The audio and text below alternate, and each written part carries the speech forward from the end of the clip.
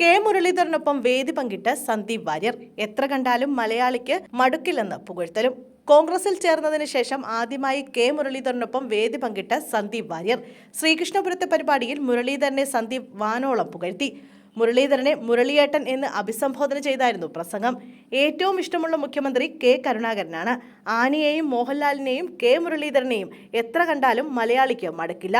ഏറ്റവും ഇഷ്ടമുള്ള നേതാവാണ് അദ്ദേഹം. മുരളീധരൻ സഹോദര തുല്യനാണ്. പഴയ പ്രത്യയശാസ്ത്രത്തിന്റെ പേരിൽ മുരളീധരനെ വിമർശിച്ചിട്ടുണ്ട്. താനിപ്പോൾ കോൺഗ്രസുകാരനാണ്. മുരളിയേട്ടനും കോൺഗ്രസിനുമൊപ്പം ഇനിയുണ്ടാകും. മാരാർജി ഭവനിൽ പോയി ചൂരലെടുത്ത് അടിച്ച് അവരെ നന്നാക്കാനാകില്ല. മുരളീധരൻ പങ്കെടുക്കുന്ന പരിപാടിയിൽ വരാൻ താനാണ് അഭ്യർത്ഥിച്ചതെന്നും അദ്ദേഹം വ്യക്തമാക്കി. അതേസമയം സന്ദീപ് വാര്യരെ ചേർത്ത് പിടിച്ച് പാർട്ടിക്ക് ഒരു മുതൽക്കൂട്ടാണെന്ന് കെ മുരളീധരൻ പറഞ്ഞു. രാഹുൽ ഗാന്ധി ഒരു തീരുമാനമെടുത്താൽ അതിനൊപ്പം നിൽക്കും. രാഹുൽ ഗാന്ധിക്ക് പിന്തുണ പ്രഖ്യാപിച്ചാൽ അതിനപ്പുറം ഒന്നും വേണ്ട. ചില കാര്യങ്ങളിൽ അഭിപ്രായ വ്യത്യാസമുണ്ടാകും. അത് തുറന്നു പറഞ്ഞത് മാത്രം. സന്ദീപിനെ ഇനി പൂർണ്ണമായും കോൺഗ്രസുകാരനായി കാണാമെന്നും അദ്ദേഹം പറഞ്ഞു. പാലക്കാട് ശ്രീകൃഷ്ണപുരം പഞ്ചായത്ത് മൾട്ടിപർപ്പസ് സൊസൈറ്റിയുടെ പരിപാടിയിലാണ് സന്ദീപ് വാര്യരും കെ മുരളീധരനും വേദി പങ്കിട്ടത്. ഇന്ന് കെ മുരളീധരൻ സന്ദീപിനെ ഷോൾ അണിയിച്ചതും വേദി പങ്കിട്ടതും ഏറെക്കുറെ അപ്രതീക്ഷിതമായിരുന്നു.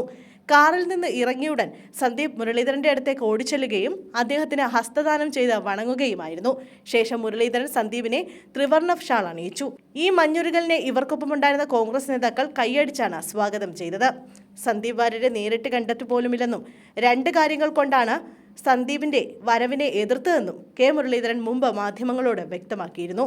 അതിൽ ഒന്നാമത് രാഹുൽ ഗാന്ധിയെ വ്യക്തിപരമായി വിമർശിച്ചതും 2 ഗാന്ധിവധത്തെക്കുറിച്ച് പറഞ്ഞതുമാണ്. അല്ലാതെ തനിക്ക് സന്ദീപ് വാര്യരുമായി പ്രശ്നമില്ല.